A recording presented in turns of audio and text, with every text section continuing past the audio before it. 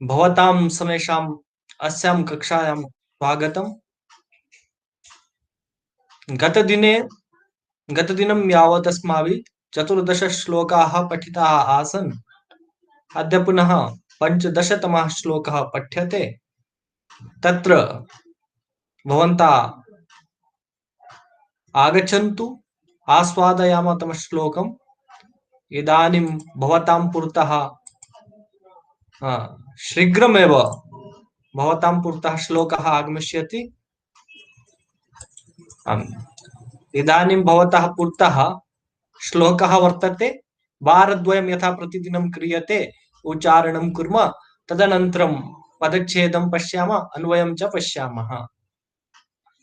न यावदेतावदपश्यदुत्थितौ जनस्तुषाराञ्जनपर्वताविव स्वहस्तदत्ते मुनिमानसे मुनिश्चिरन्तनस्तावदभिन्य विविशत्। एक बारं पुनः। न यावदेतावदपश्यदुत्थितौ जनस्तुषाराञ्जनपर्वताविव स्वहस्तदत्ते मुनिमानसे मुनिश्चिरन्तनस्ता चिरन्तनस्तावदभि अभिन्यविविशत्। चिरन्तनस्तावदभिन्यविविशत् अनेन क्रमेण उच्चारणं कर्तुं शक्यते। तर्हि सर्वादौ प्रथमः शब्दः यः वर्तते न, तर्हि सर्वादौ न इति लिखितः। अनन्तरं यावत्, यावत्, अनन्तरं वर्तते एतौ, अतः अत्र एतौ इति लिखितम्। अनन्तरम् उदपश्यत, अत्र उदपश्यत इति लिखितम्। अनन्तरम् उत्थितौ द्विवचने जनाः, इतः स्वीकृतः जनाः, अत्र सकारस्थाने विसर्ग आगतम्। अनन्तरं तुषाराञ्जनपर्वताविव, तुषाराञ्जनपर्वतौ इव, अनेन क्रमेण सन्धिविच्छेदः अत्र क्रियते। अग्रे स्वहस्तदत्ते, स्वहस्तदत्ते तकारद्वित्वम् अत्र वर्तते। अनन्तरं मुनिम् आसने मुनिश्चिरन्तनः तावत् अभिन्यविविशत्, अभिन्यविविशत् अनेन क्रमेण। तर्हि इदानीम् एतस्य अर्थं वयम् अवगन्तुं शक्नुमः। न, नहि, पूर्वं भावम् अवगच्छामः, तदनन्तरं शब्दार्थं प्रति गच्छामः। भावः कः वर्तते कि एक ओर से नारद जी खड़े हैं, दूसरी ओर से भगवान श्री कृष्ण खड़े हैं, तो दोनों खड़े हैं। भगवान श्री कृष्ण का जो वर्ण है, जो रंग है, वो श्याम वर्ण के हैं, और नारद जी गौर वर्ण के हैं। एक सफेद रंग के हैं, एक श्याम वर्ण के हैं। तो उन दोनों को देखकर ऐसा लग रहा है जैसे एक बर्फ का पर्वत है और दूसरा काजल, अंजन शब्द का प्रयोग किया है। दूसरा अंजन के पर्वत जैसे लग रहा था, बोले तो दूसरा जो है काजल के पर्वत जैसा लग रहा था। ऐसा जब तक लोग यह मन में सोचते कि ये दोनों खड़े नारद और कृष्ण बर्फ और काजल के पर्वत जैसे लग रहे हैं, उससे पहले ही भगवान श्री कृष्ण ने हाथ से इशारा करते हुए नारद जी को सम्मान पूर्वक अपने सामने आसन पर बिठाया। इस प्रकार से इस श्लोक का भाव हमें समझना चाहिए। एक बार संस्कृत में आपके सामने कहता हूं।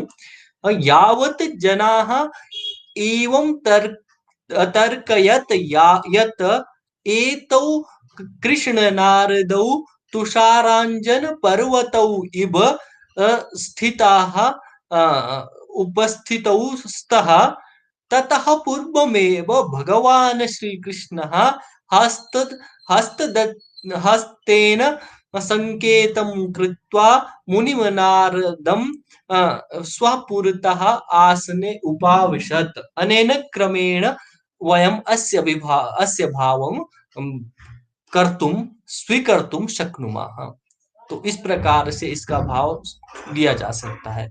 तो अब हमने जो शब्द अलग अलग किए, अब इसके अर्थ को समझिए। न, नहीं, यावत, जब तक, एतौ ये दोनों, उदपश्यता, उदपश्यता, इसका जो अर्थ लिया है उदपश्यता, ऐसा विचार करते, ऐसा तर्क करते, कौन करता, जनाः, ऐसा तर्क देते या ऐसा अतर्क या ऐसा किया। उत्थितो, ये जो दोनों उठे हुए हैं, जनाः लोक, आदमी, यहाँ पर जनाः वैसे तो एक वचन में लिखा है, परंतु इसका जो अर्थ है वो हम बहुवचन में लेंगे कि भाई लोग जब तक यहाँ सोचते कि ये दोनों खड़े हुए कृष्ण और नारद, एतौ, यहाँ पर एतौ शब्द से कृष्ण और नारद दोनों के लिए द्विवचन का प्रयोग किया है। तो आगे कहा तुषार, जो तुषार शब्द आया, तुषार कहते हैं बर्फ को, और अंजन, अंजन कहते हैं काजल को, तुषारांजन पर्वतौ, तुषार और अंजन के पर्वत के इव समान। तो जब तक लोग यह तर्क देते कि ये दोनों नारद और कृष्ण अ, बर्फ और काजल के पर्वत जैसे लग रहे हैं, उससे पहले ही यहाँ पर तावत जो शब्द आया है, तावत से हम यह अर्थ ग्रहण करेंगे, उससे पहले ही स्वहस्त दत्ते मुनिम मुनिश्चिरंतना, उससे पहले ही मुनिश्चिरंतना, चिरंतना मुनि, ये जो चिरंतन मुनि है, इसका अर्थ है भगवान श्री कृष्ण। चिरंतन मुनि या पुरातन मुनि, या कुछ भी हम इसको ले सकते हैं, पुराण, चिरंतन मुनि, ये जो शब्द प्रयोग में लाया गया मुनिश चिरंतना, ये भगवान श्री कृष्ण के लिए लाया गया है। तब तक या उससे पहले भगवान श्री कृष्ण ने स्वहस्त दत्ते, अपने हाथ से संकेत करते हुए, आसने, अपने हाथ के द्वारा संकेत किए गए आसन पर, मुनिम अभिन्य विविशत, अभिन्य विविशत, अपनी आंखों के सामने बिठाया। तो यही बात इसमें कही है कि भाई जब तक लोग क्या तर्क करते, जब तक लोग यह सोचते कि ये जो नारद और भगवान श्री कृष्ण जो खड़े हैं, बर्फ और काजल के पर्वत जैसे लग रहे हैं, उससे पहले ही भगवान श्री कृष्ण ने अपने सामने नारद जी को आसन पर बिठा लिया।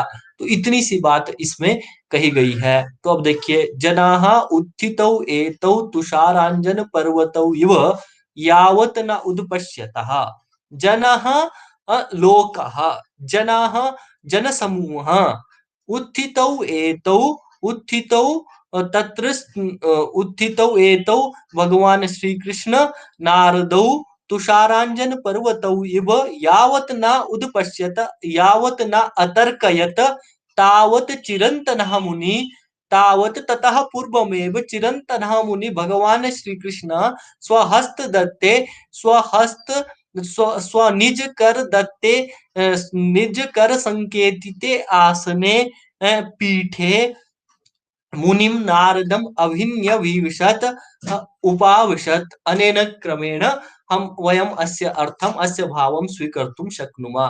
तो ये स्पष्ट है, इस बात को हमने समझ ही लिया है। जब तक लोग यह तर्क कर पाते कि ये दोनों किसके समान लग रहे हैं, तुषार और अंजन के पर्वत के जैसे लग रहे हैं, उससे पहले भगवान ने उनको आसन पर बिठा दिया। इतनी सी बात यहाँ पर कही गई है। अब उसके बाद हमने इसके अर्थ को देखिए। तो जो सबसे पहले जो शब्द आया है जनाः, सर्वादौ अयं शब्दः आगता वर्तते, जनाः, जनाः इति शब्दस्य अर्थः भवति लोकः। तदनन्तरम् उत्थितौ उद्गतौ, एतौ नारद कृष्णौ, तुषारांजन पर्वतौ, हिम कज्जल शैलौ। तो यहाँ पर जो पर्वत शब्द है, पर्वत का पर्यायवाची जो है शैल है, और अंजन का पर्यायवाची कज्जल होता है। इव यावत न उत्पश्यता न अतर्कयत, तावत तब तक चिरंतनः पुराणः मुनिः श्रीकृष्णः स्वहस्त दत्ते निजकर समर्पिते आसने बिष्टरे मुनिम नारदम अभिन्य विविशत, निज सम्मुखे निवेशयमास। अनेन क्रमेण अस्य श्लोकस्य यह पाठः अस्माभिः अद्य पठितः दृष्टः च। एक बारं पुनः श्लोकस्य उच्चारणं करोमि, पुनः सरल शब्दैः अर्थस्तु अवगतः एव। न यावदेतावदपश्यदुत्थितौ जनस्तुषाराञ्जनपर्वताविव, स्वहस्त दत्ते मुनिमान से मुनि चिरंतनस्तावदभिन्य विविशत् चिरंतनस्तावदभिन्य विविशत् अनेन क्रमेण अत्रस्माभिः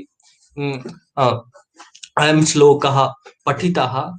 अत्र इव शब्द आगमनात् उपमा अलंकारः स्वयमेव आगमिष्यते। यहाँ पर ये जो इव शब्द आ गया है, इव शब्द आ जाने से दो अलंकार आते हैं। एक तो उत्प्रेक्षा अलंकार आता है, एक उपमा अलंकार आ जाता है। यहाँ पर जो आया तुषारांजन पर्वताव, यहाँ पर तुषार और अंजन पर्वत के समान ये जो शब्द आया है, इस शब्द में इव लग जाने से यहाँ पर उपमा अलंकार हो जाएगा। कौन सा अलंकार हो जाएगा? उपमा अलंकार हो जाएगा। उसके बाद ये जो यावत एतौ, ये जो शब्द यहाँ पर आया, इसमें संधि विच्छेद करके यहाँ पर तो को दौ हुआ है, तब बना यावत। ये हमने एतौ उद उद पश्यत। अब ये देखिए यहाँ पर एता, एता के बाद व कैसे आ गया? तो यहाँ पर एतऊ के बाद उ क्यों लिखा विच्छेद कर, कैसा क्यों हुआ? तो ये अयादि संधि जो होती है, उस संधि में औ के स्थान पर आव आदेश हो जाता है। ए चा अयवायवाह, ऐसा एक सूत्र है। उस सूत्र से क्या हो जाता है? औ के स्थान पर आव आदेश हो जाता है। उस आदेश हो जाने से तो यहाँ क्या बना? यावत एतावुद, ऐसा हो गया। फिर यहाँ पर भी उद पश्यतः, उत्पश्यत उत्थितौ जनस तुषारांजन, यहाँ पर जो तुषार जमा अंजन, यहाँ पर दीर्घ संधि हुई है, अकह स्वर्णे दीर्घः, ऐसा सूत्र है। उसके लिए क्या हुआ? तुषार धन अंजन, तो दोनों के स्थान पर दीर्घ हो गया, तो आकार आया तुषारांजन पर्वतौ। यहाँ फिर वही अयादि संधि पर्वतौ, यहाँ पर औ के स्थान पर आव आदेश हुआ, पर्वताविव। इस प्रकार से ये संधि हुई है। स्वहस्त दत्ते मुनिम आसने मुनिश्चिरंतना, यहाँ पर तो विसर्ग को सकार होने के बाद ऐसा रूप बनता है, चिरंतनस तावद अभिन्य विविशत। अब यहाँ पर क्या है? अभी है, फिर नी है, फिर इसी तरह से यहाँ पर है। तो ऐसा इसमें दो दो उपसर्ग आए हैं, अभी नी, इस प्रकार से। तो ऐसा हम श्लोक के प्रत्येक शब्द को अलग अलग कर सकते हैं। तो अभी तक हमने क्या पढ़ा? अभी तक हमने क्या पढ़ा? तो जब हमने इस सर्ग को पढ़ना शुरू किया था, तो पहले श्लोक में हमने पढ़ा श्रियापति श्रीमती शासितुम जगत जगन निवास वसुदेव सद्मनि वसंत दर्शावतरंत अमराधिरण्य गर्भांग भुवम मुनिम हरे। यहां से हमने पढ़ना शुरू किया था। तो भगवान श्री कृष्ण ने सबसे पहले नारद जी को आकाश से आते हुए देखा, फिर उन्हें संशय हुआ कि ये कौन आ रहा है। तो दूसरे श्लोक में हमने पढ़ा था, गतम तिरश्चेन मनोरुसारथे प्रसिद्ध मूर्ध्वज्वलनम हविर्भुजा पतत्यदो धाम विसारि सर्वता किमे तदित्याकुलमिच्छितम जनई। उसके बाद दूसरे श्लोक में हमने यहाँ पढ़ा था। तो उसमें पहले संशय हुआ कि भाई कौन आ रहा है, क्या सूर्य का कोई रूप आ रहा है, या आग आ रही है, या अग्नि आ रही है। फिर संशय का निवारण हुआ था, सूर्य तिरछा जाता है, आग ऊपर को जलती है, परंतु ये नीचे को आ रहा है, इसलिए ना सूर्य हो सकता है ना आग हो सकता है, फिर ये क्या है? उन्हें लोगों ने बड़ी हैरानी से देखा था। तो फिर उनकी आकृति निकट आई थी, फिर लगा था नारद जी है। तब नारद जी है तो नारद जी के रूप का वर्णन किया कि भाई नारद जी सबसे पहले कहा शिव के जैसे लग रहे हैं। क्यों शिव के जैसे लग रहे? पीछे बादल थे, जब शिव तांडव कर रहे थे तो उनके चारों ओर राख के ढेर लग रहे थे, तो इसलिए वो बादल बादल के शिव के जैसे देखा। उसके बाद फिर आगे कहा ये बलराम जी की जैसे। बोले बलराम जी के जैसे क्यों है? बलराम जी के जैसे क्यों है कि उन्होंने पीले रंग की मौजी की, नारद जी ने मेखला पहन रखी थी और नारद जी स्वर्ण की मेखला पहनते हैं, दोनों पीली थी, उससे उन्हें बलराम जी के जैसे कहा। फिर उनकी जो जटाएं है वो नारद जी की जटाएं हिमालय पर्वत के जैसे लग रही थी। हिमालय पर्वत के जैसे क्यों लग रही थी? क्योंकि बोले हिमालय पर्वत पर भी हिमालय सफेद रंग का होता है, नारद जी सफेद रंग के थे। हिमालय पर्वत पर पीले रंग की लताएं निकलती और उनके शरीर पर जो है पिशंग पिशंग कलर की, बोले तो क्या कहते हैं, स्वर्णिम जटाएं निकल रखी थी नारद जी की, इसलिए उनको हिमालय के जैसे लगे। इस प्रकार से 7 श्लोकों में उनका स्वरूप का वर्णन किया गया है। तो उसके बाद अग्रिम श्लोक में हमने पढ़ा था कि भाई जब तक नारद जी अपना पांव भूमि पर रखते उससे पहले ही भगवान श्री कृष्ण अपने आसन से उठ गए। तो हमने क्या पढ़ा था? आ, आ, हमने 12वें श्लोक में पढ़ा था, पतत पतंग प्रतिमस्तपो निधि पुरोस्य यावन्न भुवि व्यलीयत गिरेस्तडित्वा निबतावदुच्चकै जवेन पीठात उदुतिष्ठ दच्युता। इस प्रकार से पढ़ा था हमने। तो पतत पतंग प्रतिमस ये सब कुछ हमने पढ़ा। तो भाई जब तक नारद जी का पांव भूमि पर लगता उससे पूर्व ही भगवान श्री कृष्ण अपने आसन से उठ गए। क्यों उठे? बोले अतिथियों के स्वागत करने के लिए। हमारे देश में यह सदियों से चली आ रही परंपरा है, जब भी हमारे घर कोई अतिथि आता है तो हम उसके स्वागत के लिए अपने आसन से उठ जाते हैं। तो उसी परंपरा का निर्वहन करते हुए नारद जी अपने आसन से उठ गए। तो जब उठ गए उसके बाद उनका पांव, नारद जी का पांव जमीन पर लगा तो कहा कि उनका पांव इतना भारी था कि जो शेषनाग जी के सिर पर धरती है वो नारद जी के पांव से वो इतनी भारी हो गया कि उनका जो फण था वो नीचे के लिए झुक गया। फिर उसके लिए श्लोक आया था। कौन सा श्लोक आया था? हमने पढ़ा था, अथ प्रयत्नो नमिता नमत फणै हृदयते कथंचित फणिनाम गणैरदाः न्यधायिषाताम अभिदेवकी सुतम सुतेन धातुश्चरणौ भुवस्तले। वही जब उन्होंने अपने चरण को, अपने पांव को नारद जी ने धरती पर रखा तो उन धरती का भार बढ़ गया और शेषनाग जी के फण पर जब भार बड़ा अधिक भार हो गया तो उनका जो फण है नीचे की ओर झुक गया। तो फिर फणियों का जो समूह है वो बहुत सारे फणों के द्वारा किसी तरह से धरती को संभाला। इससे नारद जी के गुरुत्व, उनके शक्ति बल से उनके पांव में इतना गुरुत्व आ गया, उसका प्रदर्शन किया गया। उसके बाद जब उनका पांव नीचे लग गया तो उसके बाद जो हमने 14वां श्लोक पढ़ा था, तम वो पढ़ा था, तमर्ग्य मर्ग्यादिकमादि पुरुषः सपर्यया साधु सपु पर्यपु पूजत गृहानुपैतुम प्रणयादभिप्सवो भवन्ति ना पुण्य कृता मनीषिणा। तो उन्होंने उसकी उनकी यथोचित विधि से पूजा सत्कार किया। नारद जी का पूजा मंत्रोच्चारण सहित विधि पूर्वक उनका पूजा अर्चन किया। इस प्रकार की जो बात कही गई वो उसके बाद हमने पढ़ा था। तो जब हमने इस श्लोक को भी पढ़ लिया उसके बाद हमने अग्रिम श्लोक पढ़ा था जो आज हमने पढ़ा, ये न यावदेता वुदुपश्यत उत्थितौ जनस्तुषाराञ्जन पर्वता विव स्वहस्त दत्ते मुनिमानसे मुनिश्चिरन्तनस्तावदभिन्य विविशत अभिन्य विविशत। इस प्रकार से तो अभी नारद जी को आसन पर सम्मान पूर्वक भगवान श्री कृष्ण ने बिठा लिया है। तो आज का पाठ हम यहीं समाप्त करेंगे।